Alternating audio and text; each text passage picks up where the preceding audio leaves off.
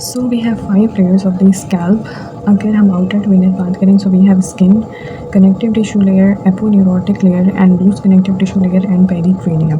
तो सबसे पहला क्लिनिकल है रिलेटेड टू द स्किन। अब स्किन में हमें पता है कि हेयर फॉलिकल्स होते हैं और उससे एसोसिएटेड सर्टन सीबेशियस ग्लैंड्स होते हैं। Sebaceous glands prone to infection है। अगर कोई भी इन्फेक्शन है स्कैल्प का तो उसकी वजह से क्या है कि जो डक्ट है सीबेशियस ग्लैंड की वो ब्लॉक हो सकती है, जिसकी वजह से सीबेशियस सिस्ट्स फॉर्म हो सकती हैं। Next we have the dense connective tissue layer. Skin के बिल्कुल एक डेंस कनेक्टिव टिश्यू लेयर है। इसमें हमारे पास एक्सटेंसिव एनास्टोमोसिस हो रही होती है between the branches of the external carotid and internal carotid arteries. ठीक है, जो हमें सुप्राट्रोक्लियर आर्टरी और सुप्रा ऑर्बिटल आर्टरी नज़र आ रही है, ये दोनों इंटरनल कैरोटिड आर्टरी की ब्रांचेस हैं।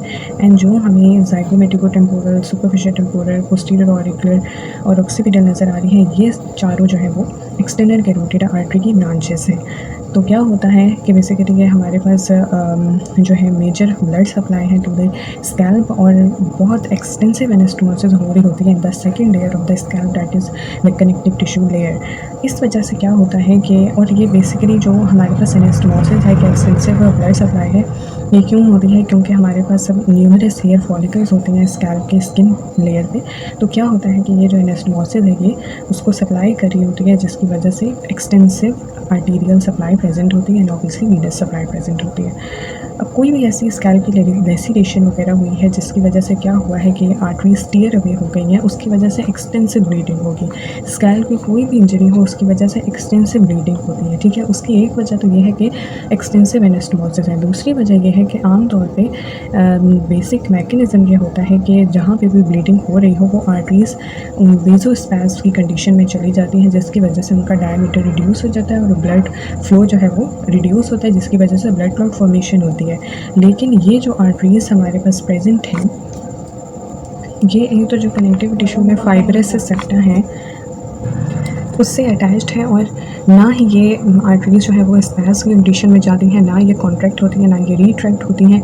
इनके कैपेबिलिटी है जिसकी वजह से क्या होता है कि अगर कोई भी लेसिरेशन होती है तो इतना एक्सटेंसिव ब्लीडिंग होती है और ब्लड फ्लो स्टॉप नहीं हो रहा होता। तो इस कंडीशन में जो इमीडिएट हम कर सकते हैं, स्टेप उठा सकते हैं, वो क्या कर सकते हैं कि प्रेशर बैंडेजेस हम पेशेंट को देते हैं। ठीक है, और अगर इन केस हमारे पास प्रेशर बैंडेजेस भी ना हो तो कोई ऐसी चीज़, फॉर एग्जांपल टाई है या इस तरह की कोई चीज़ हम पेशेंट के जो हेड है अबव द ईयर्स बांध देते हैं और जहाँ पे लूप होता है नॉट का उसके बीच में पेन या पेंसिल टाइप कोई भी जो है वो इंसर्ट करते हैं और उस लूप को जो है वो मूव करते हैं ताकि प्रेशर बढ़े आर्टरीज पे और जो एक्सटेंसिव ब्लीडिंग हो रही है वो स्टॉप हो जाए। वरना क्या हो सकता है कि हाइपोवोलेमिक शॉक की कंडीशन हो सकती है, पेशेंट शॉक में जा सकता है।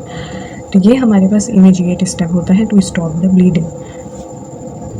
अच्छा, इसके बाद हमारे पास स्कैल्प के इन्फेक्शन आ जाते हैं। ठीक है, अभी हमने दो चीज़ों की बात की, एक स्किन में जो सेबेशियस सिस्ट हो जाती हैं, ठीक है, किस वजह से होती हैं कि कोई भी इन्फेक्शन है तो उसकी वजह से डक्ट और सेबेशियस ग्लैंड जो है वो ब्लॉक हो गया, सेबेशियस सिस्ट फॉर्मेशन हो गया। दूसरा स्कैल्प की लेसिरेशन है, जो कि कनेक्टिव टिश्यू लेयर में एक्सटेंसिव ब्लड सप्लाई है उनकी जो है अगर हमारे पास टियर अवे हो जाए, लेसिनेशंस हैं, स्कैल्प की कोई भी इंजरीज़ हैं, तो क्या होता है हमारे पास कि बहुत प्रोफ्यूज़ ब्लीडिंग हो जाती है और पेशेंट अगर इमीडिएट इसका इलाज ना किया जाए तो उसकी वजह से क्या होता है कि शॉक की कंडीशन हो सकती है।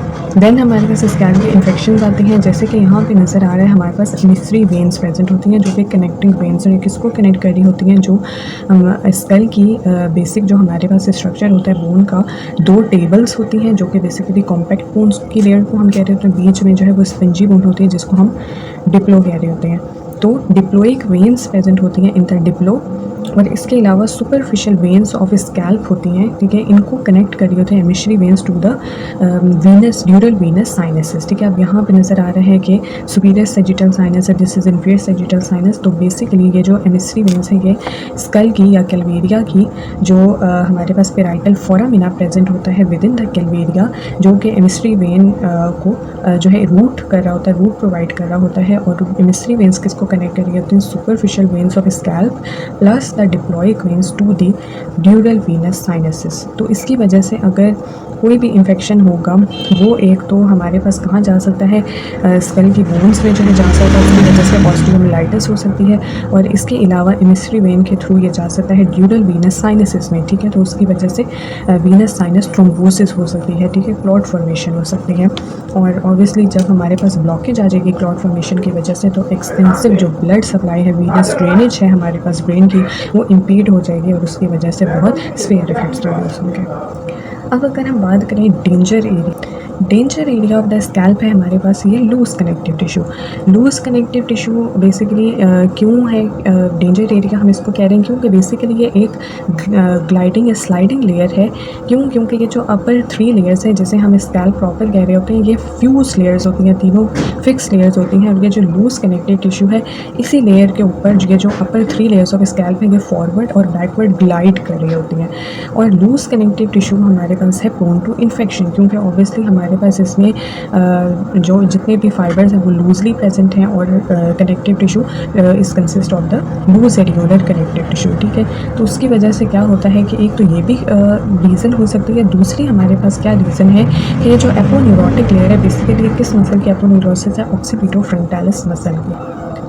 ये जो हमारे पास ऑक्सीपिटो फ्रंटालिस मसल है, इसकी 2 पोस्टीरियर बेलीज होती हैं, ऑक्सीपिटल बेलीज, और 2 फ्रंटल बेलीज होती हैं।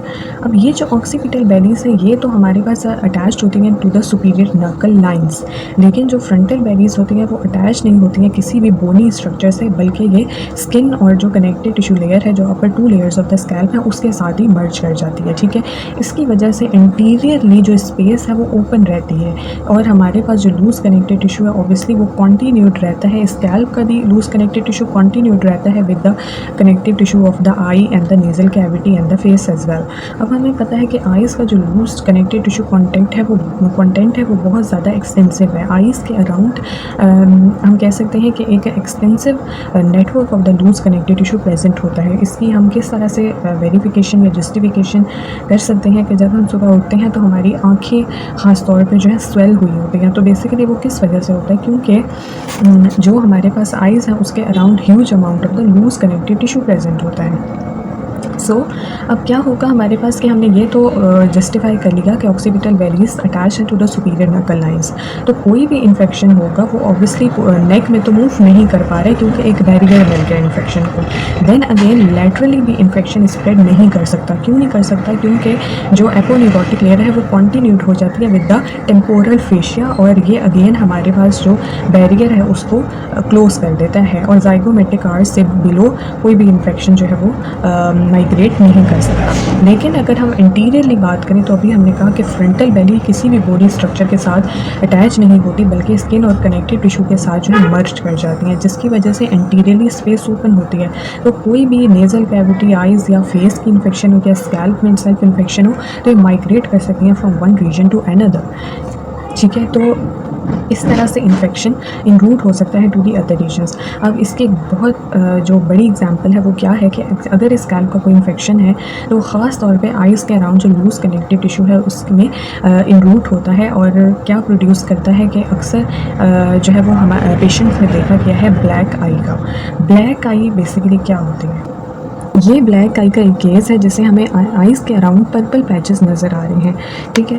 अब ये जो बेसिकली कंडीशन है वो किस वजह से है कि जैसे इन्फेक्शन स्प्रेड कर सकता है, इसी तरह कोई भी फ्लूइड है, फ्लूइड में क्या आ जाते हैं, पल्स और ब्लड, जो मोस्ट कॉमन चीज़ें हैं, वो भी स्कैल्प की लूज कनेक्टिव टिश्यू लेयर से यानी danger area of the scalp से माइग्रेट करके आइज़ के अराउंड, नेजल कैविटीज़ के अराउंड, रूट ऑफ नोज में जो माइग्रेट कर सकती हैं, ख़ास तौर पर आइज़ के अराउंड जो है वो इन रूट होती है। तो इसी तरह कोई भी अगर आर्टरी या वेन की इंजरी हुई है तो एक्स्ट्रावेसेशन हो जाती है ब्लड की into the loose connective tissue of the हमारे पास जो स्कैल्प है, और उसके थ्रू आ जाती है loose connective tissue around the eyes, और वहाँ पे जो सारे ब्लड है वो डिपॉजिट हो जाता है और पर्पल पैचेस की फॉर्म में हमें नज़र आता है। इसी तरह अगर कोई डायरेक्ट हम कह सकते हैं कि ब्लो पड़ा है या पंच पड़ा है आइज़ पे, तो उसकी वजह से भी ऐसी कंडीशन हो जाती है जिसमें हमें ब्लैक आई नज़र आती है due to the accumulation of the blood in the loose connective tissue around the eyes, ठीक है। तो अब ये है कि जैसे ही कोई इन्फेक्शन होगा या फिर इसके अलावा पस या ब्लड है, ठीक है, कोई भी वेन या आर्टरी रप्चर हुई है तो उसकी वजह से जो फ्लूइड है और इन्फेक्शन है वो हमारे पास जो है लूज़ कनेक्टिव टिश्यू आ रहा है आइज़ में और रूट ऑफ द नोज़ में, ठीक है। और ख़ास तौर पे आइज़ में आता है क्योंकि हमने इसकी वजह देख ली, क्योंकि एक तो हमारे पास loose connective tissue of the scalp is continuous with the loose connective tissue of these structures and loose connective tissue is abundant around the eyes. इसके अलावा जो आईलिड्स की स्किन है वो भी बहुत ज़्यादा थिन होती है और डेलिकेट होती है, ठीक है। तो इन 3 रीजंस की वजह से क्या होता है कि कोई भी इन्फेक्शन या फ्लूइड यहाँ पे एक्यूमुलेट होगा और हमें क्या नज़र आएगी, प्रोमिनेंट पर्पल पैचेस नज़र आएंगे जिसे हम इकाइमोसिस कहते हैं। इसी वजह से ब्लैक आई का दूसरा नाम क्या है, पेरी ऑर्बिटल इकाइमोसिस, ठीक है। Periorbital around the eyes and ecchymosis purple patches. So that is all about the clinicals related to the scalp.